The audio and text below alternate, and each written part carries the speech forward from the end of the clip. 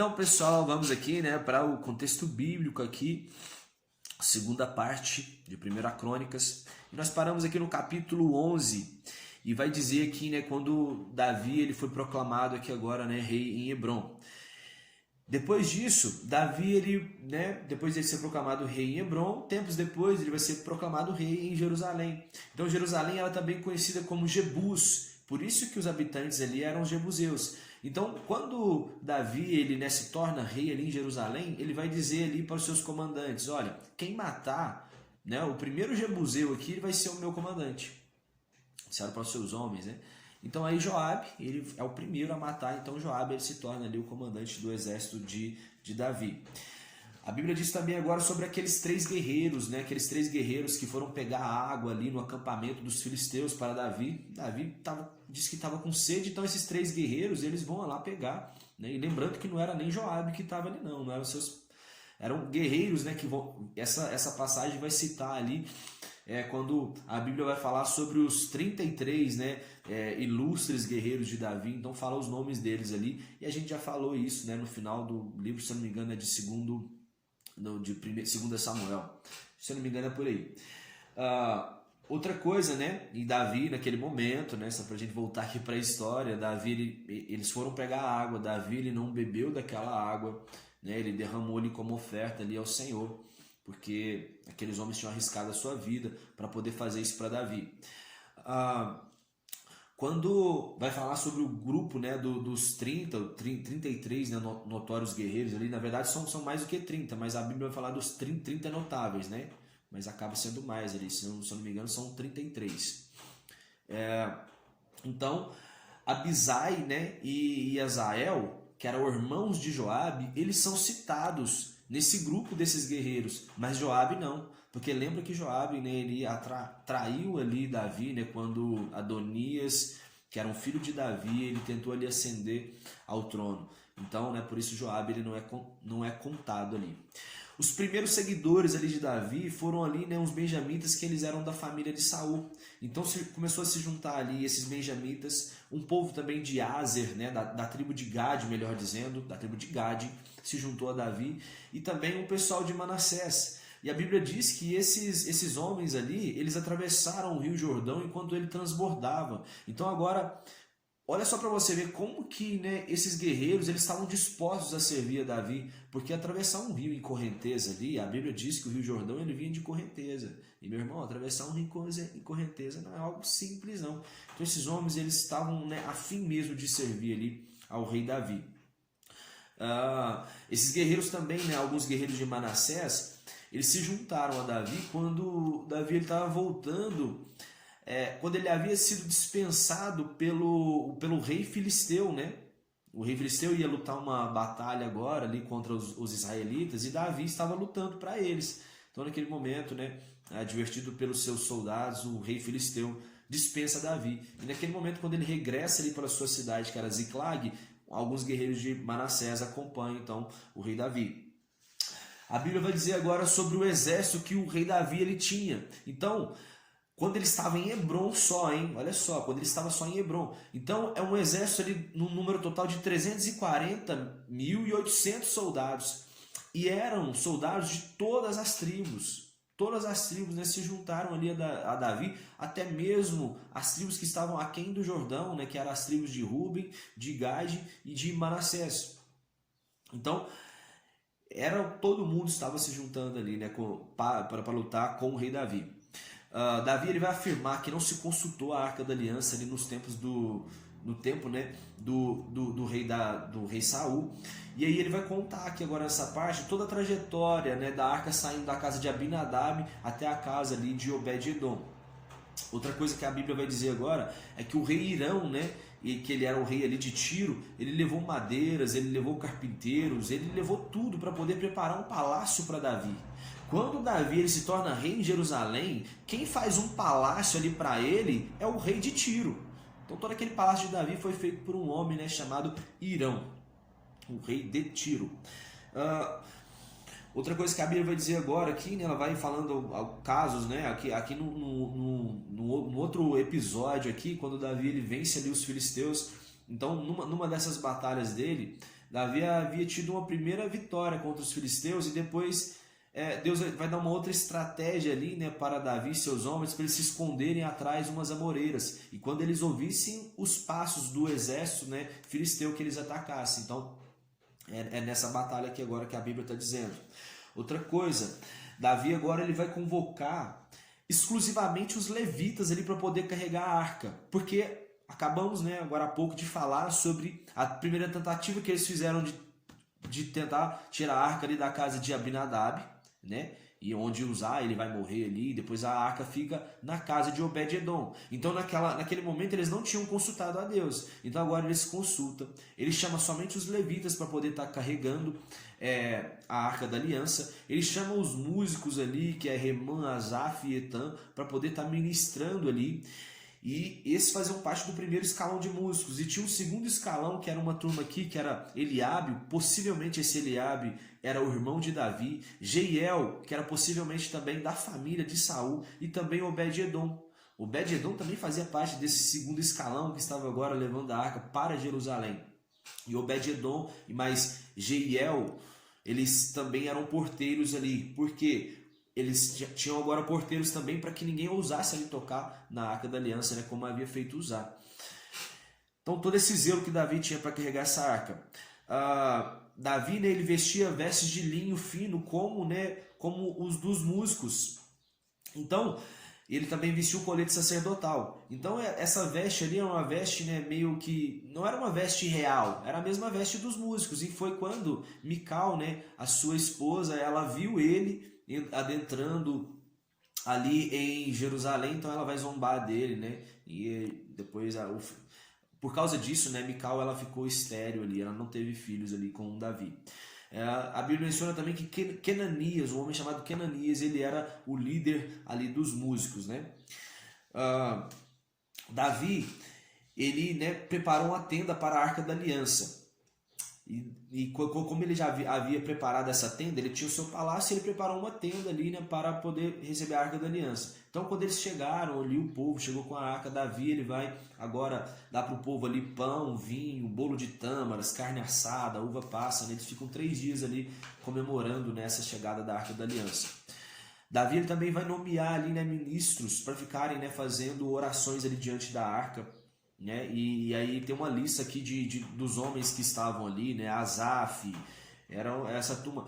Uma coisa curiosa é que Benaia também, que ele chegou a ser líder do exército ali de Davi, ele tocava diariamente ali as trombetas diante da Arca da Aliança. Então, além de soldado, ele também ali ministrava diante da Arca da Aliança. Davi, então, agora ele vai determinar que Asaf e seus parentes entoassem salmos de gratidão e louvor a Deus. E olha os salmos que eles começam a recitar aqui. Abre aspas. Procurai o Senhor e o seu poder, buscai sempre a tua face. Dedicai ao Senhor a glória do teu nome. Trazei a sua devida oferta e entrai em seus atos e prostrais diante do Senhor no esplendor da tua santidade. Fecha aspas. E aí a Bíblia diz que a terra ela começou a tremer diante de todo mundo ali quando eles começaram a entoar esses cânticos, né? Muito poderoso esses cânticos, salmos. Os trabalhos dos ministros agora que a Bíblia vai dizer. Então Obed-edom ele era filho de um homem chamado Gedutum e eles eram homens que ministravam ali também no altar, eles eram músicos e eles, além de serem músicos, eles também eram ali porteiros. O sacerdote também Zadok, né, ele ministrava ali e ele fazia os sacrifícios pela tarde e pela manhã ali no tabernáculo. Remã e Gedutum, eles eram ali os chefes dos instrumentistas, né? E a Bíblia deixa bem claro aqui que era tudo bem organizado. Agora a Bíblia vai dizer que quando Davi ele desejou ali construir uma casa para a arca. Agora, né, ele viu só, eu estou habitando num palácio. Eu trouxe a arca, né, aqui para Jerusalém. Tudo bem, coloquei ela numa tenda. Só que eu estou vendo que meu palácio é muito mais bonito do que essa tenda que eu fiz aí. Então eu quero fazer agora uma casa. Então aí ele vai falar isso com o profeta Natan. Natan diz assim, olha, faz tudo que o teu coração mandar. Só que depois disso a palavra do Senhor ela veio ao profeta Natan. E aí o profeta Natan vai dizer assim, olha, quem vai fazer essa casa, né, para você, para mim, Davi, vai ser o teu filho, não vai ser você. Então ali Outra coisa que Natan, dando uma mensagem de Deus, vai dizer para Davi é o seguinte: olha, você está desejando fazer uma casa para mim, mas é eu que vou edificar uma casa para você, porque a casa de Davi, ela permaneceu ali para sempre, né, através ali dos reis. Então essa casa de Davi, por amor a Davi, né, Deus estava levantando ali sucessores, né, para o trono ali em Judá. A única tribo, né, que permaneceu ali, que foi fiel aos descendentes de Davi, foi a tribo de Judá. Então, né, Deus edificou essa casa eternamente ali para Davi. Outra coisa, Davi entrou na casa de Yahvé, o tabernáculo, agradecendo, né, agradecendo ali as palavras do Senhor, agradecendo tudo que Deus havia, né, dito ali para ele através do profeta Natan. Então, Davi era um homem que tinha um coração muito bom, ele aceitava tudo que Deus dizia para ele. Davi, ele venceu muitas batalhas, ele venceu ali os moabitas, ele venceu ali os filisteus, e ele derrotou um grande homem chamado Hadadezer, que era o rei de Zobá. E depois vieram sírios e arameus para poder defender, né, esse rei Hadadezer, que Davi já havia derrotado. Então esse cara é um cara muito temível, mas Davi derrotou todos eles, derrota também os sírios e os arameus que vieram, né, para poder vingar a morte de Hadadezer, mas perderam também. Eles começaram a pagar impostos a Davi, e aí um homem chamado Tou, que era o rei de Ramate, agora ele vai enviar ouro, prata, bronze, ferro ali para Davi, em reconhecimento da vitória que ele tinha tido contra o rei Hadadezer, o rei de Ramate, que ele era um homem muito temível ali no povo. A Bíblia fala agora dos oficiais aqui de Davi, que era um homem chamado Josafá, que ele era cronista e arquivista, e um cara chamado Saúza, que ele era escrivão e secretário. Então, provavelmente, né, todos esses escritos que a gente tem aqui da Bíblia Sagrada foram produzidos por esse homem chamado Saúza. Os filhos de Davi também eram os seus principais conselheiros ali, né? A gente tem ali Natan, que era um conselheiro, tinha o Aitofel, né, que depois acabou traindo Davi, mas a Bíblia menciona aqui que os seus principais conselheiros eram os seus filhos. E não era pouco não, hein? Quando a Bíblia menciona aquele caso também, né, onde Davi ele vai enviar condolências ali ao rei Hanun, né, filho de Naás. E aí ele acabou sendo hostil ali com os mensageiros de Davi. Lembra que ele rapou ali a barba da metade, né, a metade da barba dos mensageiros de Davi, e rasgou suas vestes até a altura das nádegas, causando ali grande constrangimento ali para os mensageiros. Então, depois disso, né, Davi ele acaba ali, espera os soldados crescerem as suas barbas, ele vai agora, né, ele contra-ataca, agora ele faz um ataque ali contra Hanun, e ele derrota eles, e os sírios e os amonitas tinham, né, tentado proteger agora a Hanun, só que depois disso, na verdade é os sírios, né, o Hanun ele era amonita, então os sírios foram ali proteger ali Hanun, e eles acabaram perdendo, e depois disso eles nunca mais, né, decidiram defender ali os amonitas. Ponto. Agora a Bíblia vai dizer que Joabe ele foi ali, conquistou Rabá, que era uma cidade dos amonitas também. E naquele evento ali, olha, Joabe já tinha derrotado todo mundo. Só que agora Davi ele vai chegar, né? E ele vai chegar diante do rei deles. O rei deles se chamava Moleque. E aí Davi vai pegar a coroa desse homem e colocar na tua cabeça. Então aquilo ali teve um ato, né, muito, sabe, muito simbólico. É uma coisa que parecia muito inofensiva, mas ao momento que Davi ele coloca aquela coroa ali, né, do rei dos amonitas, que era Moleque, ele já disse que ele estava sendo o rei deles agora. Então você vai ver depois na batalha ali, né, quando Davi ele acabou não indo para a guerra, era contra quem que eles estavam lutando? Contra os amonitas. Então, né, essa é um outro estudo ali, mas isso teve um peso na vida de Davi. Ponto. Agora a Bíblia vai falar sobre os gigantes, né, que foram derrotados ali. Eram um gigante chamado Saf ou Sipai, né, que foi derrotado ali por Sibecai. Elanã, ele mata Lami, que era o irmão de Golias.